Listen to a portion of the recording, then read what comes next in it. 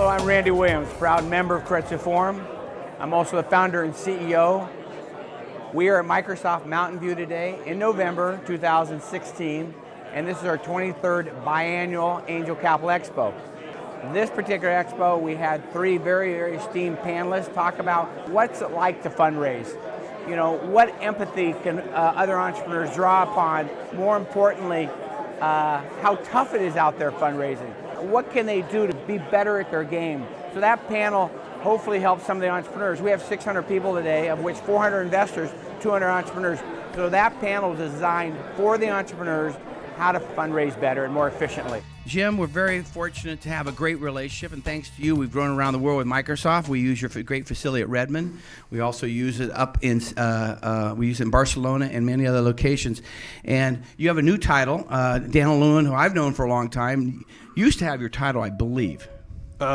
I would love to be associated at that level, but no, unfortunately. Yeah. So tell us what your title is. Very cool. Yeah, so my name is Jim Brisimitzis. I'm the head of Microsoft for Startups here in the US. We're a new organization. We have, I have 13 people on my team in 10 metros. We partner, fortunately, with 22 of the best accelerators here in the US, which include Y Combinator, 500 Startups, Techstars, ERA, GCT. So our deal flow into early stage companies coming through these accelerators is quite good, and I'm excited to participate with you all today. Great. And so we're doing something different today. We're flipping it. Instead of us talking about how to, how do we raise money, we're talking, tell us the flip we're doing. I think it's a very interesting. We're having founders talk about what it takes to fundraise, what's going on in the market today, and what else. So I have the chance to, last year, my team and I had the opportunity to meet with 700 startups from across the US. And oftentimes, the capital raise is the most hardest part of building a company. And so what I've done is I've invited two of my founder friends, Renato and Chris. I've also invited a colleague of mine who used to be at Microsoft but is now at Sierra Ventures, Michael, to give a perspective of what it's like for a founder and what they're looking for in an investor. I think it's time to turn the table and for you all to get a perspective on what they care about, what they learn. Good. So we have 20 minutes and we'll allot some time for questions, but total of 25 minutes because we have a structure. Jim knows about this. And Renato is one of our portfolio companies, and then you have two of your companies. Let's rock and roll. Let's rock and roll. So I'd like to invite up Chris, Michael, and Renato. So first is Chris Nugent. Chris is the co-founder and CEO of a company called LogDNA. We got to meet Chris and learn a lot about what his company is working on through Y Combinator. We've also done some co-development with Chris and Chris's firm. Michael Nathan is from Sierra Ventures. He's the Vice President of Business Development. I've had a chance to work with Michael for the last 3 years when he was at Microsoft, heading up our account relations with Dropbox, eBay, and PayPal. And Intuit. I've done many sales calls with Michael, and Intuit, many sales calls with Michael. Now he's the Vice President of Business Development at Sierra Ventures and still a dear friend. And then Renato, who is from Bowtie, which is well known in this community as well. He's the founder and CEO of that. And Renato is a very accomplished CEO. This is not your first turn at the crank when it comes to startups. That is not. That's correct. This is my third rodeo. Absolutely. All right. Okay, so one of the questions that I love to ask founders quite a bit is, and you're all very successful and somewhat accomplished individuals, you could do really well in corporate America with this pretty stable paycheck. Why a startup? Why? Goes first. I guess for me, it's just the challenge. I love, my passion is taking an idea, executing, launching, and scaling. And I was never worried about money. I grew up really poor, but I was never worried about money. I think seeing what my parents went through, like refugee immigrants to Canada, it's, you know what, anything that was hard. Running a startup's not hard, or launching a startup. Yeah. How they came to Canada was hard. Yeah. So I think like we're given an opportunity to do cool things, and it's not just cool e-commerce stuff. It's like cool, epic, make an impact, and that's why I yearn the most about launching a business. And I've done it 3 times in 3 different industries, and I just love learning. And I think, especially being in the Valley, Plan B, Plan C is to work for Facebook. Or any big company. So I always have that safety net, right. But your time is your most valuable asset. Do awesome things, and you're here for a reason. So that's how I look at it. Renato, perspective? Entrepreneurs are a very unusual breed of people. They used to, and they work, 100 hours a day, not just to work, or like a week, not to work for 40 hours for someone else. And having that opportunity to change something really rapidly and fast without cutting to red tape and going through all this approvals if you work in a bigger company, it's really awesome. but also seeing your team glowing and achieving something on a daily basis. It's what you usually get lost in a big company. I used to work for companies that are 30, 40,000 people before in my previous life, and I hated it. And I was very happy when I entered into this life. Yep, I think that's a perspective that's shared by most, so thank you for that.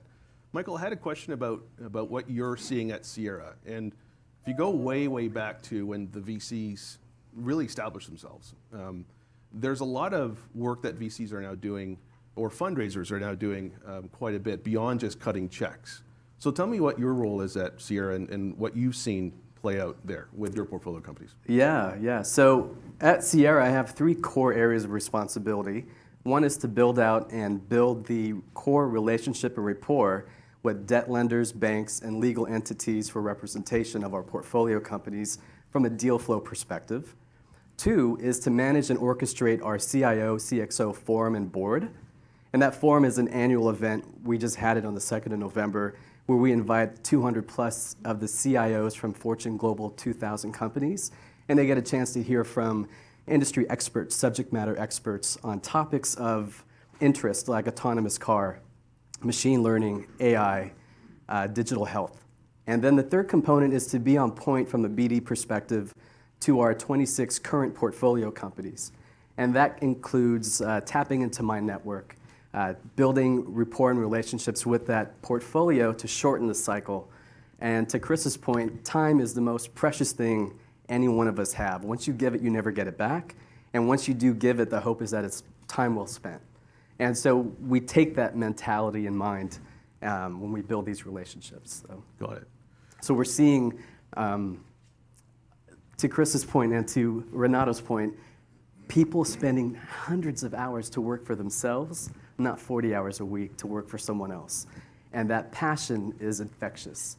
So we look at a few things. We look at the individual and the team, and we look at the marketplace where that company has an interest in entering. Right. And then we look back at our own company and see, do we have expertise in those core areas? For us, AR, VR, cloud and security, mobile and IT core infrastructure. That's where we typically and traditionally invest in. Okay, so building on that comment, for a question for Renato and yourself, Chris, what do you look for in an investor beyond the check? What are the qualities, what are the attributes of the investor or their team that you look for when you evaluate whether you want to partner with them or not? But before that, I would like to say that you should build and raise friendships, not investors. That's, I think, the first thing. Because if you do fail, and you fail because the market was not right, you can go back to those people, look them in the eyes, right? Yeah. If you don't do that, you're just not a good person. That's number one. Number two, what you look then beyond that is that person who has the check connected and can scale your company? Can he invite you to some other companies? Can he do the intros? Can you leverage that person's name as network, which is great. And some of the people who invested in us became great advisors, and they gave us, without them, we would not scale to the phase we scaled in this 2 years. So very important. And do spend time with those people. It's time exhausting, but you have to. Mm-hmm. Yeah. For me, having come from Y Combinator, there was a lot of capital that we had options to. And I was looking for more smart capital. And to me, smart capital was, do you understand my industry? Do you like the team? Because it's going to be a marathon, not a race. And what access to a network could we tap into? And most importantly, when LogDNA was a pivot from original idea, and it was a fundamental change from where we're going to. And the first people who I called were my investors, who I built a great relationship with. And everyone said, we believed in you guys. You'll figure it out. And it was great to have that voice of reason in my corner. And I use them as a voice of reason. If I'm thinking of a strategy idea, a BD idea, I run it by them because they've been through the trenches. Right. And I respect it. And I love that they were founders at one point in time. So they know that highs are highs and the lows are lows. And I like having a go-to. They're like my mentors, a lot of them. So you both hit a point that is something that I see quite a bit about. And that is, oftentimes when a founder or a founder's team is working on something so new, so real, so different, it's often very challenging to get an investor to see the point of view. And there's the infamous 2008 story of Airbnb that approached 7 investors and got turned down before that 8th actually made the investment, and all the 7 Others are probably kicking themselves for not doing it. What is your perspective, guys, on new markets, new product, new way of doing something, new way to disrupt? How are you able to convince? What's your perspective on trying to share that vision with investors? For me, being Canadian. There's a quote with Wayne Gretzky. Yeah. He goes, Oh, I Wayne don't Gretzky. skate to where the puck's been, I skate to where the puck's going.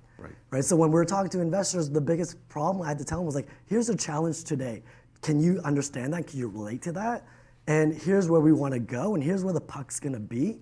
And I had to tell them, like, what if I'm right? Right now I don't have that. I'm building this Megatron platform, but if I was right, do you think that I would win? And what would change in the world if my small team of 7 was correct? And a lot of them took a step back and like, wait a second, if that's how it is today, this is potentially huge, right? And it's conveying that message. You had to be really resilient. So my last round, I had 20 investors. I probably talked to 100 investors, and not everyone saw it, but not everyone saw the industry I was in with DevOps. But you just have to be resilient. And if you really believe in it, which I really do, and have a great team, is just keep moving forward, because someone else is going to believe in that vision. Okay. For me, I had a mentor who told me that you should learn art of storytelling.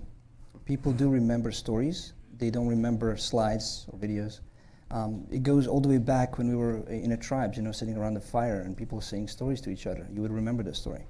So how do you paint a picture? So teach yourself how to paint a picture, and then present to investors that you have a team who can, execute that picture, and then show them the results really fast. Because if you blabber too much, you don't have a product, then you're going to fail really flat in your face really fast. But to explain to people something intangible into tangible format, you need to learn the way how to tell them a story, show them what the future is, show them what the market is, and show them, famous story always good. Okay. Can you hear me okay? Everybody? Yeah. Sure. Yeah. Good. Thank you. Thank you, Randy. So in essence, everybody, a very famous storyteller always starts like, imagine if. You try to spark the imagination. And a lot of, 90% of the people will not have that imagination. That's why you need to hit, like Chris says, many doors, kiss many frogs, until you find your princess or a prince. Great analogy. So let's actually dive in a little deeper on that one point. And I'm going to turn the tables on you guys and have you give advice to the folks here who are here today that are going to be watching companies pitch themselves. What advice would you give an investor who's evaluating an early stage entity looking to go disrupt or build new markets or what have you? What advice in all of your experience would you give an investor to think about and ponder as they're evaluating opportunities? I think believe in the team. I think ideas will always evolve. Some of the best companies have come from evolutions of the original idea. Take a step back, look at the team, and it's like, is this a team that I'd want to hang out with? I want to have a relationship with, and know that are they resilient enough to go through the tough times? Because I meet a lot of entrepreneurs who have a great idea and they want to grow a business, and all I tell them is, great, now execute. Yep. And do they have the chops to do that? Yeah, I would say very similar to Chris, really believe in yourself and what you're doing, why you're doing it, and have an understanding of the market space that you're playing in. And passion is one of the things that we pick up on. We look at the team and we look at the space. So if your team is cohesive, is collaborative, and if there's a clarity on why you're doing what you're doing as it relates back to time spent, that's what we try to thrive off of and invest in. Okay. If the question was, advice to investors, it's like, your cup of tea. If you're your cup of tea, then invest. If not, pass it on early. Don't drag around. Don't waste my time. Don't waste your time. Advice to startups and founders, just know your pitch, make it perfect, and know who doors you're knocking on. I mean, knocked on 275 doors in the last 2 years. A lot of them told me in the early beginning, hey, dude, you need to have 20 million before you knock on Sequoia doors. I was like, oh, I didn't know. I came from Europe. I don't know who you guys are. So I didn't, until I met Randy. So long story short, the advice would be, know your story, tell the story. But for investors, your cup of tea. And if it's not your cup of tea, just pass it on. That's it. Okay. So, Michael, I'll ask you a question. When I'm assuming it's obvious that Sierra gets a lot of deal flow, a lot of incoming deal flow, various stages of companies, very early and more mature.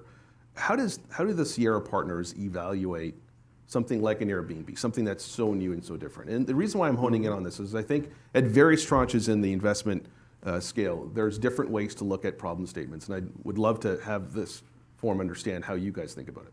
Yeah, so we have 3 core managing directors. One has expertise in AR, VR, one in cloud and security, and one in IT core architecture. And if there is a company that comes into pitches that falls outside of that realm, then we look at it from a disruption standpoint. And do we believe that this space is going to be disrupted? Does it have the opportunity to be disrupted? And if so, how long has it been since it was disrupted? And is that startup the one that we believe can do it, along with the team? So we use Joy as an example. You know, Joy is a wedding app today that has AI on the back end that powers it. And that was interesting to us. So a consumer play is not a traditional area of investment for us, but we took a chance. We fell in love with the team, their passion, and their product was incredible. So we invested in, and that came through a partnership with you. Yeah. Right? So to your point, building relationships truly goes a long ways. Right.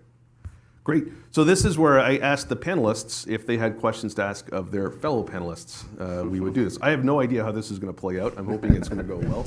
So who wants to take the first stab at it? I'll ask Michael something. How important is traction when you see like early stage companies? Or is it the team and the potential opportunities is more important? Traction is important. It's like your logo sheet. You know, who are your prospects? Who are your current customers? And if you don't have traction, it's important to be able to address it. Cool. Yeah. Can I have a question for Chris? Sure. Okay. If you would have the knowledge that you have now, and if you have to do it all over again like 2 years ago, what would you do different? My gut was right with the pivot. We prolonged it 6 months. I should have done it 6 months earlier.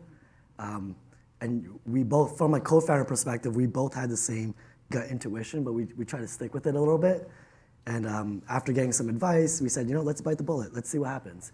And we were on the verge of dying. So when you have 3 months of capital left in the bank, you do some creative things. And it actually worked out. We did Hail Mary pass. We threw the ball, we threw it long, someone caught it, and we said, you know, let's run with this. And I think coming from those moments, we told ourselves never again, when we had that gut feeling, let's go on the whim and let's execute on that idea. That's a great answer. Yeah. So I think we have time for one question in the audience. Yeah. Fred Cohen, Renzo Salinas, Monterey, Pebble Beach chapter. Thank you. So a lot of startups that we encounter don't come for money until it's almost too late, or in some cases it is too late. I'm sort of wondering about the perspective of the people that have been successful in these startups. I've talked to many people that say that they go for money when they don't need it, and that's the best time to go. Can you tell us what your perspective on this is? I just had a board meeting yesterday, and they said, okay, round is oversubscribed. Do we take the money or not? Yes, take the money. You never know what's going to happen around the corner. Maybe your product is going to not work right that well, or who knows what can happen. So yes, you should always plan a good 12 to 18 months ahead, and not go like, oh, I have 3 months cash in account, which in your case worked really well because it put you to the limit to do something unusual. But 9 out of 10 companies fail doing that. So yeah, think in advance, like know your numbers, just know your math one-on-one, and plan with somebody who's a smarter advisor to advise you what to do and when to do it. All right, so before we end, I wanted to thank my panelists for joining me today. They're all very busy folks, and so thank you guys for spending some time with us today. Thank you so much. Thank you. Thanks, Jim. Thank you so much for watching. Hope you tune in for segment 2.